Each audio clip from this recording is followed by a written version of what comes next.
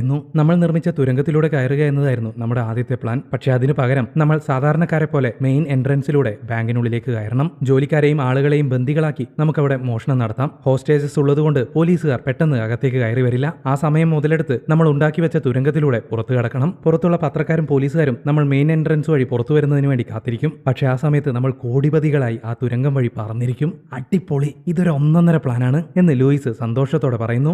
എല്ലാവരും ബാങ്ക് കൊള്ളയടിക്കുന്നതിന് വേണ്ടി തയ്യാറെടുക്കുന്നു. ബാങ്കിനുള്ളിൽ കയറിയതിനു ശേഷം എന്തൊക്കെ ചെയ്യണം, എങ്ങനെയൊക്കെ സംസാരിക്കണം, എങ്ങനെ പെരുമാറണം എന്നൊക്കെ അവർ ഓരോരുത്തരും പ്രാക്ടീസ് ചെയ്തു നോക്കുന്നു. പ്ലാൻ ചെയ്തതുപോലെ എല്ലാവരും വേഷം മാറി രാവിലെ തന്നെ ബാങ്കിലേക്ക് എത്തിച്ചേരുന്നു. ഫെർണാണ്ടോ, ലൂയിസ്, ഡെബൂസ പിന്നെ ആൽബർട്ടോ എന്നീ 4 പേരാണ് മെയിൻ എൻട്രൻസ് വഴി ബാങ്കിനുള്ളിലേക്ക് കയറിയത്. അഞ്ചാമൻ സെബാസ്റ്റ്യൻ ടണലിലേക്കും പോകുന്നു. ഫെർണാണ്ടോയും സംഘവും കൃത്യസമയം നോക്കി ഒരു മുഖംമൂടി എടുത്തണിഞ്ഞ് തോക്ക് ചൂണ്ടി അവിടെയുള്ളവരെയെല്ലാം ഭീഷണിപ്പെടുത്തി ബന്ദികളാക്കുന്നു. ശേഷം കൗണ്ടറിലുള്ള പണമെല്ലാം പെട്ടിയിലേക്ക് നിറയ്ക്കുന്നു. ആ സമയത്ത് സെക്യൂരിറ്റി റൂമിലുണ്ടായിരുന്ന ഒരു സെക്യൂരിറ്റിക്കാരൻ ഈ വിവരങ്ങളെല്ലാം